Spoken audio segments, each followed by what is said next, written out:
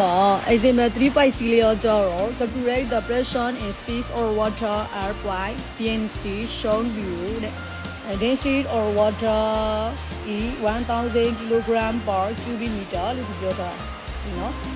Or the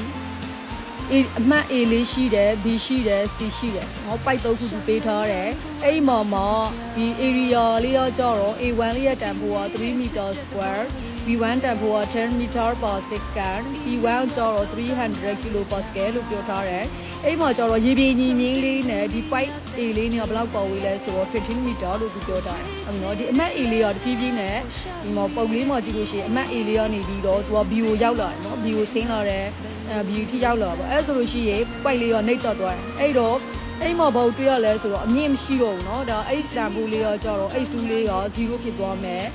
ပြီးလို့ရှိရင် B ကနေပြီးတော့သူက C ကိုစစ်သွားမှာเนาะကျတို့ကဒီ B လေးကနေပြီးတော့ C ကိုစစ်သွားတဲ့အခါမှာလည်းဒီအမြင့်တန်ဖိုးကမရှိတဲ့အတွက်ကြောင့်မို့လို့အဲ့3လေးကဘာဖြစ်သွားမလဲဆိုတော့0ဖြစ်သွားတော့တွေ့ရတယ်เนาะအဲ့သူလိုချင်တာကဒီအမှတ် B လေးနဲ့ C မှာရှိတဲ့ pressure နဲ့ speed ကိုသူကရှာခိုင်းတယ်เนาะ speed or water ကိုရှာခိုင်းတာအဲ့တော့ကျတို့ကဒီမှာဆိုလို့ရှိရင် P2 နဲ့ V2 ကိုရှာပေးရမယ်ပြီးလို့ရှိရင်ဒီမှာလည်း P3 လေးနဲ့ V3 လေးကိုကျတော့ရှာပေးရမယ်ဟုတ်ပြီနော်အဲ့တော့ area တန်ဖိုးလေးကိုကြည့်မယ်ဆိုလို့ရှိရင် A1 မှာ3 meter square ရှိတယ်နော်ဒီ A2 လေးကလည်း3 meter square A1 လည်း3 meter square အဲ့တော့ area တန်ဖိုးတစ်ခုတူတဲ့အတွက်ကြောင့်မို့လို့သူ့ရဲ့ဒီ speed လေးကလည်းအတူတူပဲနော် area တူတဲ့အတွက်ကြောင့်မို့လို့ speed ကလည်းအတူတူပဲအဲ့တော့ using continuity equation ရော A1 V1 equal to A2 V2အဲ့တော့ A1 လေးနဲ့ A2 နဲ့တူတဲ့အတွက်ကြောင့်မို့လို့ဒီ V1 လေးနဲ့ V2 ကလည်းတူတယ်အဲ့တော့ V2 ရဲ့တန်ဖိုးကဘယ်လောက်ရောက်သွားလဲဆိုလို့ရှိရင်10 meter per second ဆိုပြီးတော့ဒီဖြေလေးရောက်သွားတယ်နော်အဲ့တော့ကျဲတို့က V2 လေးရဲ့တန်ဖိုးပြီးသွားပြီနောက်ကျဲတို့ဘာလို့ဆောက်လို့ရလဲဆိုလို့ရှိရင်ဒီ V3 လေးရဲ့တန်ဖိုးကိုရှာလို့ရတယ်ဟုတ်ပြီနော် V3 ရဲ့တန်ဖိုးကိုရှာမယ်အဲ့တော့ V3 လေးကကျတော့ဘယ်လိုစဉ်းစားမလဲဆိုလို့ရှိရင်ဒီအမှတ် B လေးနဲ့ C ပေါ့နော်အမှတ် B နဲ့ C ဆိုတော့ကျဲတို့ကA2 V2 equal to A3 V3 ဖြစ်သွားမယ်เนาะ area လေးနဲ့ speed နဲ့မြောက်မယ်အဲ့မှာကျဲတို့က V3 လေးရဲ့တန်ဖိုးရှာမယ်အဲ့တော့ V3 ကဘယ်လောက်ရောက်လဲဆိုတော့3 meter per second 5 meter per second ရောက်မယ်အဲ့တော့ area တန်ဖိုးက3ကနေပြီးတော့6ဖြစ်သွားတဲ့ area တန်ဖိုးကကြီးလာတယ် speed ကကျတော့ဘာဖြစ်သွားလဲနည်းသွားတယ် area ကြီးလေး speed ရဲ့တန်ဖိုးကတော့နည်းတော့ကျဲတို့တွေ့ရတယ်ဟုတ်ပြီနော်ဒီ area က3 model ဆိုလို့ရှိရင်ကျဲတို့ရဲ့ speed က10 meter per second ရတယ် area တန်ဖိုးကအခု6 meter per 6 meter square ဖြစ်သွားတဲ့အခါကျတော့ဒီ speed လေးကဘယ်လောက်ပဲလဲဆိုတော့5 meter per second เนาะတန်ဖိုးလေးကပို့ပြီးတော့နည်းသွားတယ် area ကြီးလေး speed ကတန်ဖိုးပို့ပြီးတော့ရော့လေးတယ်ဟုတ်ပြီနော်အဲ့ဒါကျဲတို့ကဒီV3 လေးရဲ့တန်ဖိုးရဲ့ကျဲတို့ကရောက်သွားတယ်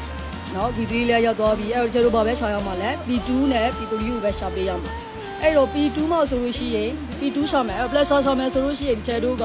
ဘောနောလေး theorem သုံးပေးရမယ်နော်ဘောနောလေး theorem သုံးမယ်အဲ့တော့အမှတ်ဒီ P2 ကိုရှာမယ်ဆိုတော့ဒီကျဲကအမှတ်ဒီ A လေးနဲ့ B နဲ့ကိုစဉ်းစားမယ်နော် point A လေးနဲ့ B လေးကိုစဉ်းစားမယ်အဲ့ဆိုလို့ရှိရင်ကျဲတို့က P1 လည်းတည်တယ်နော် P1 တန်ဖိုးလေးလည်းတည်တယ်H1 လည်းတည်တယ်ဟုတ်ပြီနော် H2 ကကျတော့အမြင့်က0အဲ့တော့ကျတို့ကဘောလုံးလေး theorem လေးမှာသုံးမယ်ဆိုလို့ရှိရင်ဘာတူလဲ V1 နဲ့ V2 ကဒီမှာတူတယ်လို့ချက်ပြောပြီးတော့ V1 နဲ့ V2 နဲ့တူတော့မို့လို့V1 နဲ့ V2 နဲ့တူတယ်เนาะ speed တူတယ်လို့ပြောရတဲ့ကြောင့်မို့လို့ဟောက်လို့ V1 square လေးနဲ့ဒီဟောက်လို့ V1 square လေးနဲ့ဒီဟောက်လို့ V2 square လေးနဲ့ခြေလို့ရတယ်အဲ့တော့နောက်ဆုံးတစ်ချက်လို့လူချေတဲ့ဖြေဒီ P2 လေးရောက်လာမှာပေါ့နော် P2 လေးရောက်ဖြေဘယ်လောက်ရောက်လဲဆိုတော့496 kilo per second အဲဆိုလို့ရှိရင်ကျတို့က P2 ပြီးသွားပြီ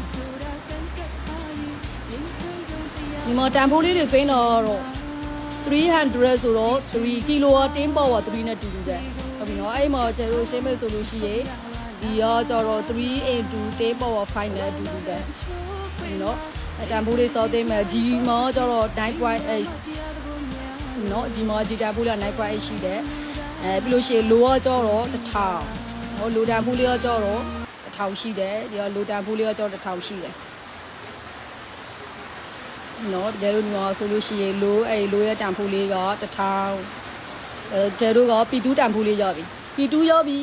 P2 ရဲ့တန်ဖိုးလေးရသွားပြီP2 ရပြီဆိုလို့ရှိရင် နောက်ဘာကြံသေးလဲဆိုတော့ P3 လေးကို shop ပေးရမယ် P3 ရောကျွန်တော်တို့ချဲတို့ဒီအမှတ် B လေးနဲ့ C လေးနဲ့ကိုကြည့်မှာပေါ့နော်အမှတ် B လေးနဲ့ C လေးနဲ့ကိုကြည့်လိုက်မယ်အဲ့ဆိုလို့ရှိရင်သူလဲဘောနော်လေး theorem ကိုတုပ်ပြီးတော့ချဲတို့က P3 လေးကို shop ပေးရမယ် P3 မှာကျွန်တော်ချဲတို့ဘောတူလဲ H2 နဲ့ H3 လေးက0တူတူပဲအဲကြောင့်မို့လို့ဒီ H2 နဲ့ H3 လေးကအတူတူပဲဟုတ်ပြီနော်အဲ့တော့ချဲတို့က logi H2 လေးနဲ့ဒီ logi H3 နဲ့ကိုခြေလို့ရတယ်အဲချဲတို့ဒါဆိုလို့ရှိရင် P2 plus ဟာ log 2 whole square equal P3 plus ဟာ log 3 square အဲဆိုလို့ရှိရင်ချဲတို့နောက်ဆုံးလူချိန်တဲ့အဖြေလေး P3 ရောက်လာမှာပေါ့နော် P3 ဖြေလေးရတော့လေးရမှာဒီတော့ဆိုလို့ရှိရင်ဒီလိုချိန်တဲ့အဖြေဒီမှာဒီလိုချိန်တဲ့ဒီ P3 လေးလည်းပြီးသွားပြီပေါ့နော်အဲဆိုလို့ရှိရင်ကျဲတို့သူရှာခိုင်းတဲ့ P2 P2 ရဲ့ဖြေက490 kilopascal ဟုတ်ပြီနော် P2 ရဲ့ဖြေက490 kilopascal ရမယ်ပြီးလို့ရှိရင် P3 ရဲ့ဖြေလေးကလည်း533 Y5 kilopascal နော်ပြီးလို့ရှိရင်ဒီမှာ velocity လေးတွေရမယ်